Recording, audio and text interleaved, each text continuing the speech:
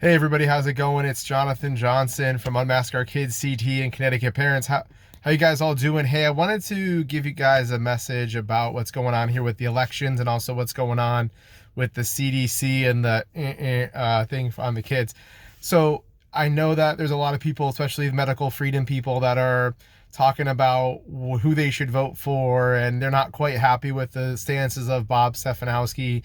So I just wanted to take a second and address that. First thing to know is that really there's only two choices in this election. There's Ned Lamont and there's Bob Stefanowski.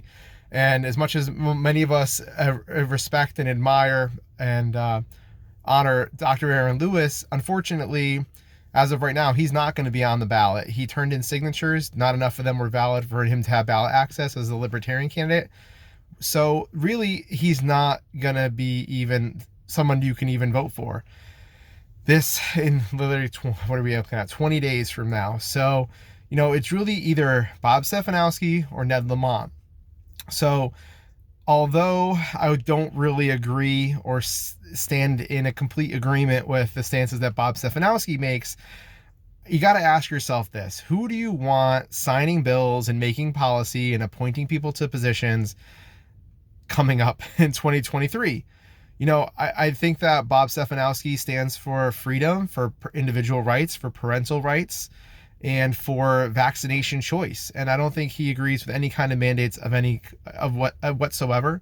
And from conversations people have had with him, he also stands for the restoration of vaccination religious exemption.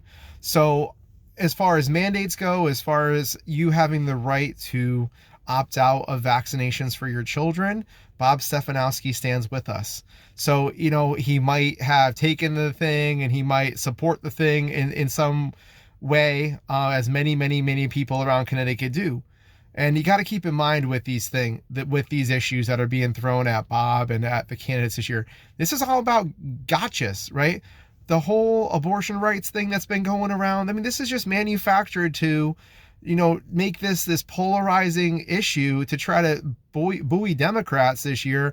And you might not like his stance on abortion, but I'll tell you what do you expect his stance to be? I mean, we live in a state where basically about 25% of the voters are registered Republicans.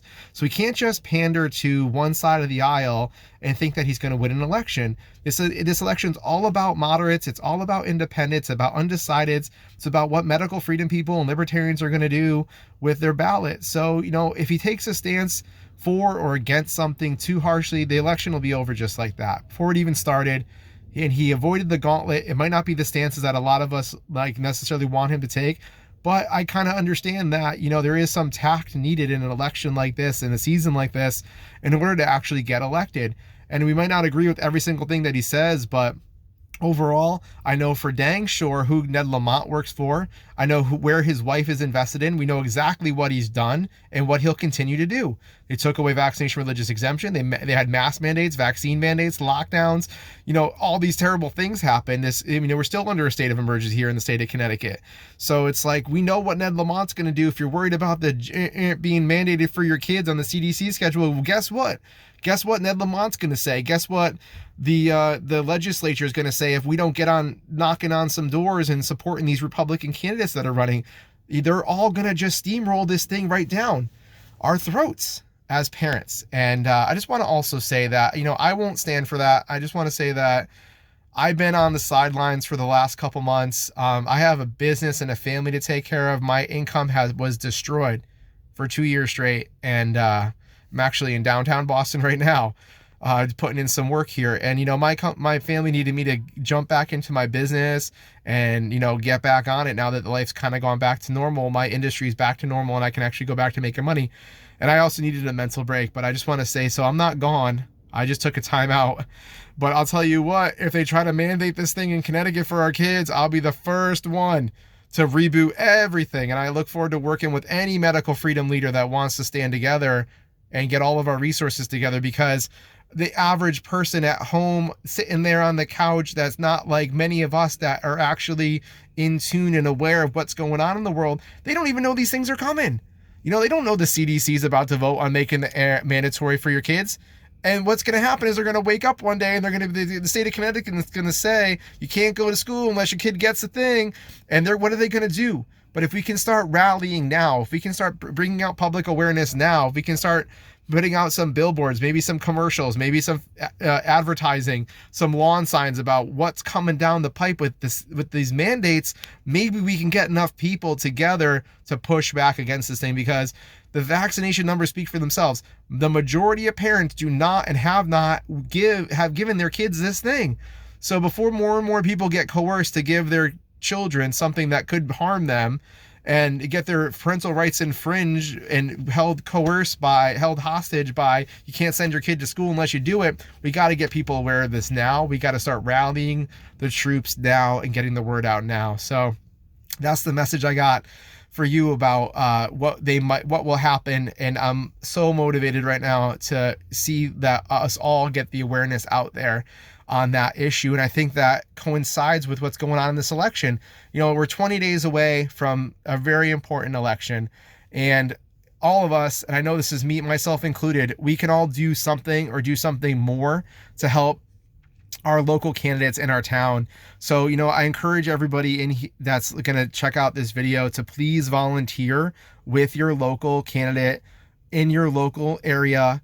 Go get some flyers from the RTC, go knock on a few doors. If everybody in Connecticut Parents Unmask Our Kids, if everybody in Connecticut Liberty Rally Group, if everybody in CT RAM, if everybody in We the Patriots, if everybody in Health Choice CT, Informed Choice CT, if we and all the other groups out there, if we could all, you know, Families for Freedom, and we can go on, right?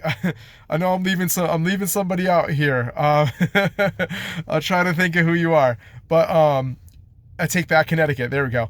You know, and there's more. If we could all go out, right? Just give an hour on a Saturday or Sunday, and we only got two weekends left, maybe even a weekday night, you know, reach out to your local RTC, go knock on the doors for an hour, maybe do some phone banking.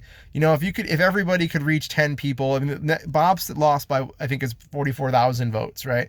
I'm pretty sure that, you know, there's 4,000 people that could knock on 12 doors or influence 12 people in your family, your friends, you know, in your neighborhood, your neighbors themselves, to vote and think a little bit differently. Tell them about what's going on, what's gone on, and what's about to come down the pipe if Ned Lamont and the Connecticut Democrats go unchecked for 2 more years or 4 more years here. So, you know, it's not just Bob Stefanowski's not a king. Ned Lamont acts like a king, but the governor is not a king. He doesn't make the law of the land, right? The governor is there to sign bills and make appointees to cabinet positions and things like that. So it's going to be bills on someone's desk. So if the Republicans don't take the legislature, but Bob Stefanowski wins and the Democrats try to shove a bill on his desk, Lord willing, he's not going to sign no BS. And, you know, if Ned Lamont wins and the Democrats win the legislature too, they're just going to steamroll tyranny down on us like we've never seen. I honestly think they're coming for a bunch of different things. Other parental rights issues, homeschool issues. I think they're going to steamroll it all down on us in the next year or 2 years. So this is such a pivotal election. You know, it's too bad that Aaron Lewis didn't gain more traction earlier. And honestly, maybe he would have taken votes away from the Democrats more than he would have taken away from Republicans. I don't know. But, you know, God's got his own plans. I'm like super stoked that Aaron Lewis is going to sue for ballot access and try to gain access for the third parties like going forward. And I think that's a really noble cause and I support that. That's great. But the way it's panning out right now, there's these 2 choices in front of us. These are the choices. And it's like, who do you know what you're going to get with Ned Lamont. So I'm just encouraging anybody out there who's been like, well, he said whatever about the vaccines. I don't think I want to vote for him. What do you think Ned Lamont's going to do? Better or worse than what Bob would do? I don't like what he said about abortion, and so I'm not going to vote for him. Well, you know where Ned Lamont stands, you know? So, you know, I don't think Bob Stefanowski is some ideal candidate for medical freedom candidates, but it's like sometimes you don't get the leader you want. You get the leader that you kind of deserve. And maybe it's even the leader that we need, because we need some kind of moderation here in Connecticut, because not very many people are all gung-ho and hardcore about liberty, freedom, parental rights, you know, individual rights and liberties. They're more, you know, wishy-washy and listen to, you know, glittering generalities and things on the media. So, you know, to hit those independent people and hit them like with some real facts and some kind of moderate stances, but that leans towards freedom is good enough for me, given the circumstances that we have two choices and we know exactly what we're going to get with Ned Lamont. So please be part of saying that you didn't help Ned Lamont get 4 more years. Please don't abstain from voting. And please really consider our choices this election and how you can make a difference just by casting a vote for Bob Stefanowski, for your local Republicans. I'm a libertarian. I'm still a registered libertarian, but we don't have the candidates running. So I can't help but to say the Republicans in my town, in my district, and for governor in my state are going to do a heck of a lot better than that we know we're going to get with the Democrats. So please consider that. Please know that I'm still here. I'm still around, and I'm looking. I don't want to have to get back on the horse necessarily. And I appreciate other people who've stepped up and really ran with the election, awareness and what's been going on. And this is me trying to jump back in a little bit to at least put my 2 cents out there. But I know that it's not this idealistic perfect candidate that we have with the Republican candidate, but he's definitely better than Ned Lamont. And I know that Bob seems to be a good person.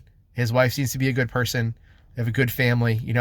These are reasonable people that are not just tyrannical globalists with investments in all these technocratic industries that are just, coming to pillage the land and put us under medical dictatorship. So I'm going with that. That's my endorsement of who I'm voting for governor. And I hope you consider that. I hope you really consider doing something to help some candidates over the line in your local district. That's one thing that we can all do. Even if we literally just spend 20 minutes going door to door, knocking on a few doors, and maybe you got couple flyers from the RTC in your town that you can pass out about your local candidate. I mean, that would make a world of a difference to try to push some of these candidates over the line, and hopefully, we can win some seats in the legislature, and maybe we can even win the governorship. Wouldn't it be great if we were under the administration of Bob Stefanowski in a couple months instead of King Dictator Ned Lamont and his minions of the Connecticut Democrat Party? So anyway, God bless Connecticut. God bless us as we make these decisions, and may he help lead us and guide us into what he'd have us do in this season to see freedom be restored, parental rights be restored, religious freedom even be restored here in our state. God bless you guys, and have a good rest of your day. Talk to you soon. Thanks.